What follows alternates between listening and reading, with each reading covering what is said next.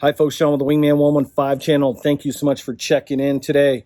Today we're going to be doing a build along video. What we're going to do is convert this old compound bow into an ILF bow. Stick around.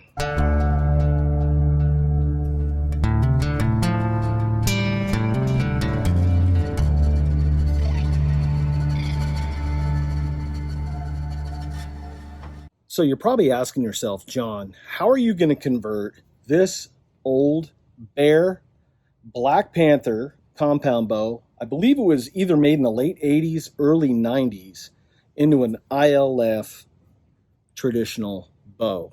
Well, we're going to do what is called warfing this bow. Now, you're probably asking yourself, what is warfing a bow? Well, there was a gentleman named Bob Gordon years ago who used to machine these risers that allowed them to take ILF limbs. Well, he did about 1,500 of those conversions because there's just probably hundreds of thousands of these old bows out on the market. And now it's become a hobby for a lot of folks that are looking to basically salvage some of these old gems and get to repurpose them basically. So how it all started was Bob Gordon took the limbs off these old compounds. He was a machinist. He would get in there and mill out the pocket in order to have the ILF fitting fit in to the riser. Then you would just take your ILF limbs, clip them in. Nowadays, there's aftermarket kits that you can install in lieu of having somebody mill out that ILF pocket for you. Now, the term WARF came about because Bob Gordon's dog was named WARF, so he thought, out of respect for his dog, he would just name the new bow that he built based off of his dog. So a little bit of backstory there. And I'll leave a link in the video description down below to Bob Gordon's site. I don't believe he does any more milling, but it's great just from a historical background. So let's cut away. We'll show you our parts list. I'll show you what tools I'm going to be using for this project, and then we'll get to building, and hopefully we'll have a functional ILF bow here shortly.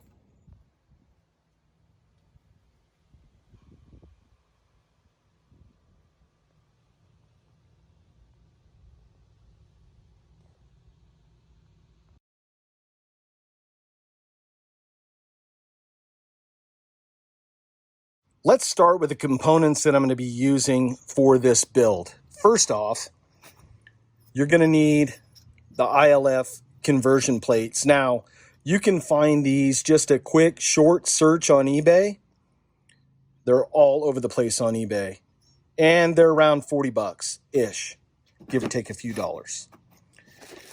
Since the riser is cut past center, what I did is I went on the internet and I purchased a Hoyt Satori riser rest plate. And what that does is that there's shims inside there, and I'm able to bring that riser at least to center to be able to dial in and tune this bow. I went out and bought some ILF limb bolts. I did it more for the collar that's in there. A lot of people are using like old arrow shafts, and they may be using the existing bolts on there. I figured since I'm doing this whole thing that I would just church it up and make it look the best that I could. Now, the limbs that I chose are Galaxy, and I believe they're Galaxy Sear. You can look at them right there. And they're 45-pound limbs.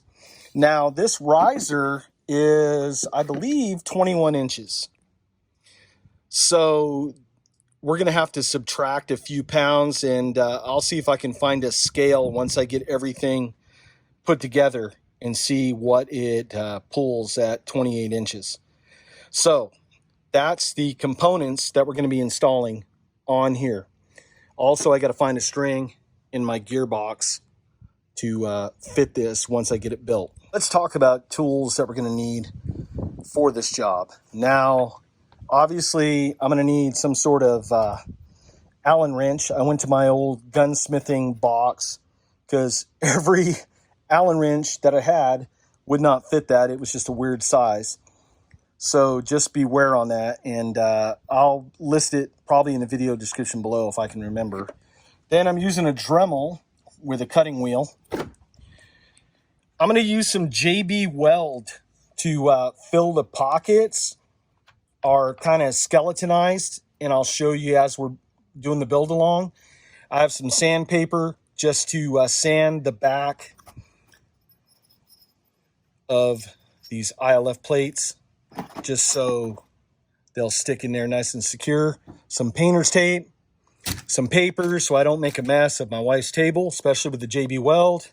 A little bit of camo paint, just so you don't see shiny plates in the pocket of this riser. So without further ado, let's get to taking the bow apart.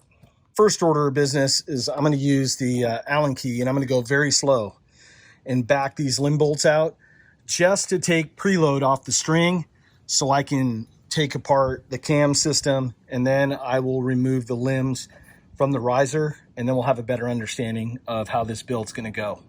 So I backed out the limb bolts basically a half a turn at a time until I could take enough preload off the limbs to where I could stand it up, put a little pressure on the limb and flex it. And then I was able to get the string off real easy. Super simple. But safety always first. Take your time and be safe about it. Okay, we have the limbs off. This is what the pockets on the Black Panther and the Black Bear look like. And I was really surprised. I don't need a Dremel for this project.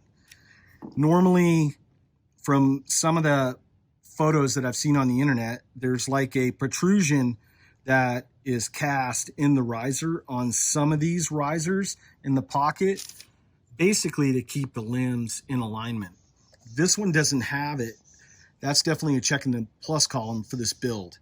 The ILF plate fits perfect in there. Now, if you notice, there's voids.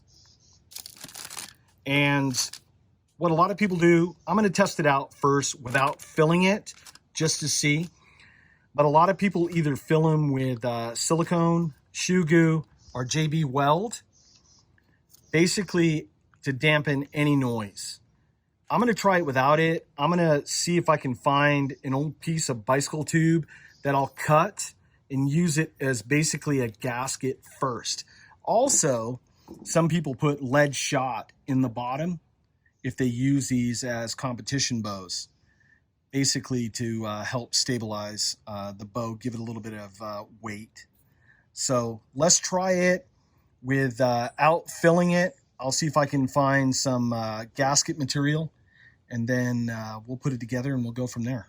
Quick note, I have to grind this flange down because there's too much space in between the plate and the limb.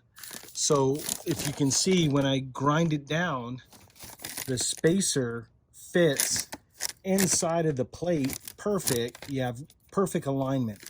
So I'm just going to mill that off, polish it, and then we're going to put it right in, and then I'll see if I have a string for it.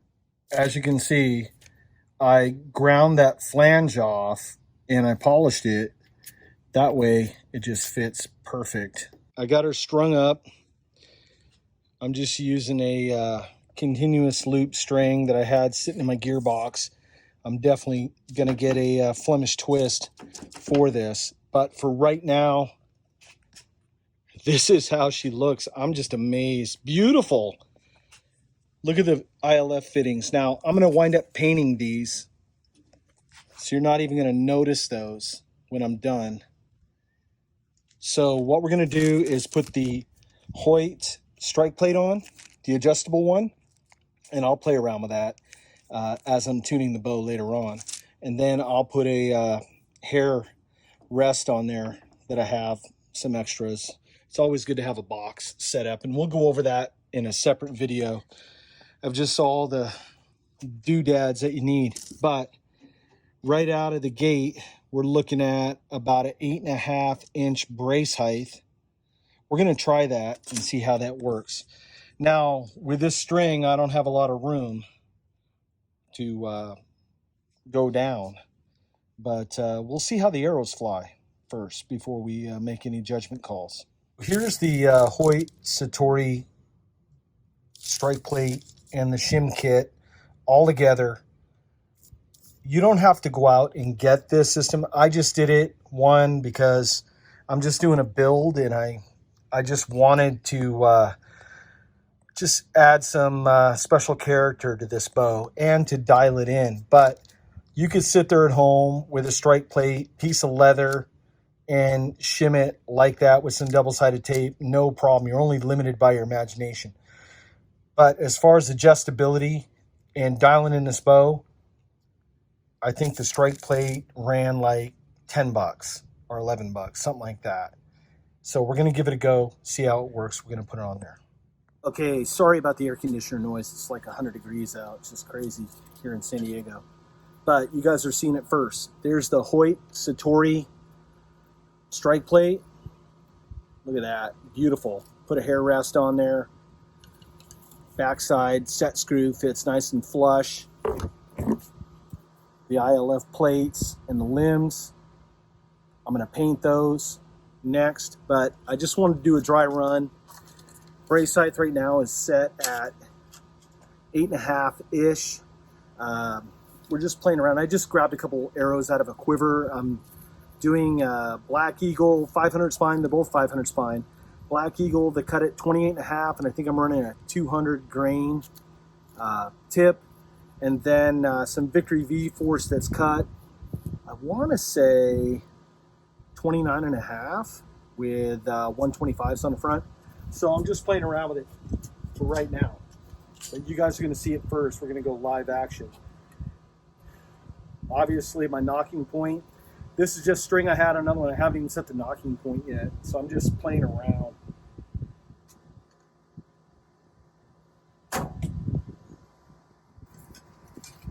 Well, she didn't come apart on me.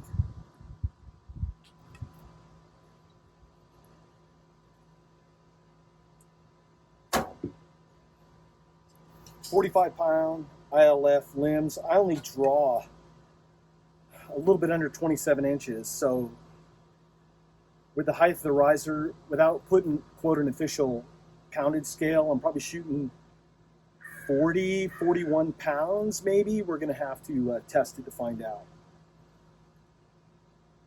But I'll tell you what, these magnesium risers, come on, we're not going to cut away. No like fancy movie editing. I'm going to show you 2 different arrows and first 4 shots, 15 yards. Not bad. So let me get back over to the bench and take this apart. I'll paint the ILF plates, and then we'll get her churched up, and then I'm gonna have to order a Flemish string for this. But so far I'm liking it. Oh, and I have a quiver for this that Jaime bought me for my birthday last year for my old bear whitetail. That's gonna fit perfect on this, so I'm just stoked. So when we're done, I'll do the reveal. Stay tuned. I gave the ILF plates a little bit of paint. That way they blend in with the riser. I'm gonna let this dry for a little bit, then I'll put it all back together. Okay, I'll give you the final reveal. We're still gonna do a little bit of modding to this, but I painted the ILF plates. Blends in really nice. And like I said earlier, I'm gonna flip it around. That Hoyt Satori adjustable strike plate works really well on this. And then last year for my birthday, Jaime gave me this beautiful Fredbear quiver for my whitetail hunter that I had done a video on. But let's get to shooting some arrows.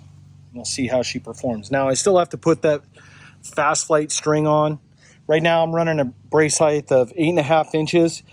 Seems to work all right, and I have the limb bolts all the way down. So like I said, I'm gonna test the poundage later on, see where we're at, and then do micro adjustments. So the Black Panther WARF bow, just beautiful looking bow. And the build came out a lot easier than I thought it was. I'll try a few more arrows downrange.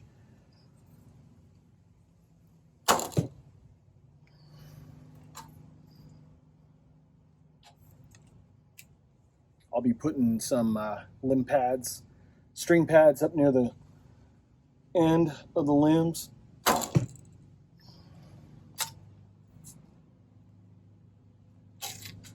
And I may wind up putting a few pieces of rubber underneath those ILF plates. But for right now, we're just going to find the right arrow. I raised the knocking point a little bit to what I'm used to. So we're just going to sit here and shoot this for a while.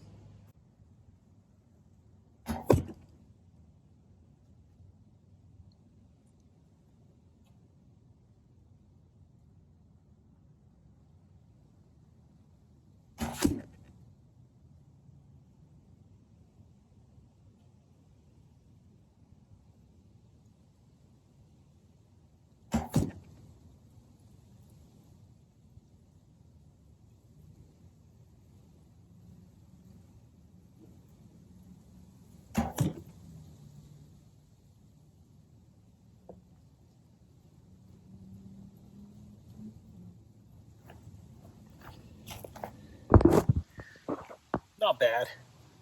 Two different arrows, so I'm gonna have to go to the garage and probably pick the Black Eagle Vintage. They seem to be working really good.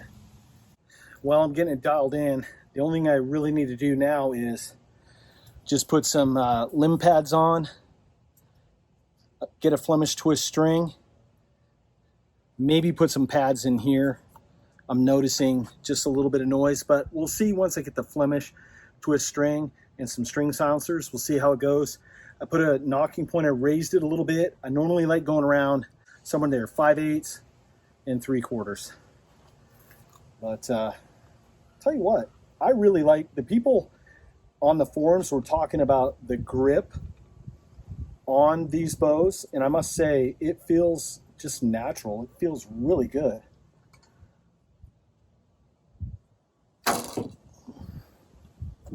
I wish a lot of the bows nowadays felt like this.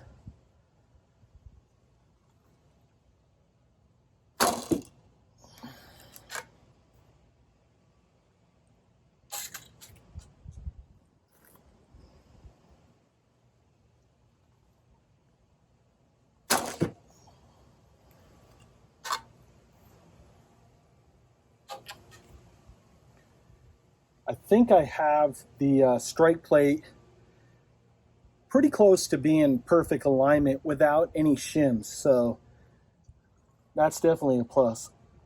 But I'll tell you what, I'm surprised. It shoots really well. There's no hand shock.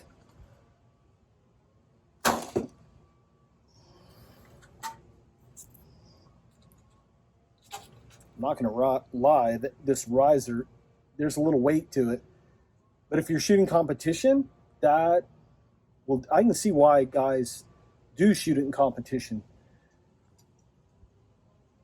The weighted riser just makes it really nice. So let's cut away. Let's go over back to the table and we'll do some final thoughts on this build. Just for the heck of it, I have a cheap Samsonite luggage weight gauge, and I'm going to draw at 28. I have a actual draw length arrow. So we'll draw it and we'll see what the poundage is.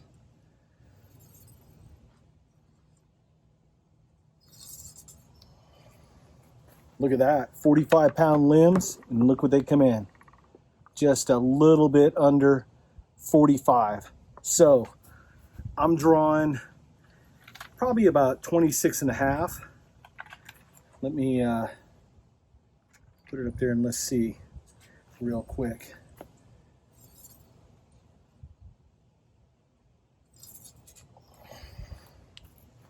I'm drawing 42 pounds with this bow with 45-pound limbs. Not bad at all.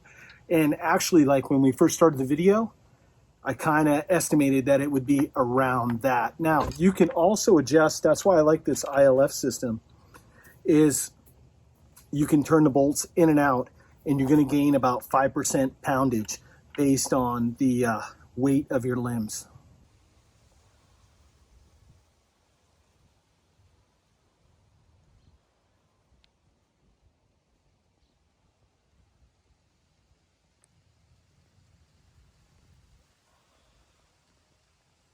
So we're going to try to film this with all the crazy background noise. It's crazy how when you first turn on the camera, then everybody fires everything up. But the show must go on.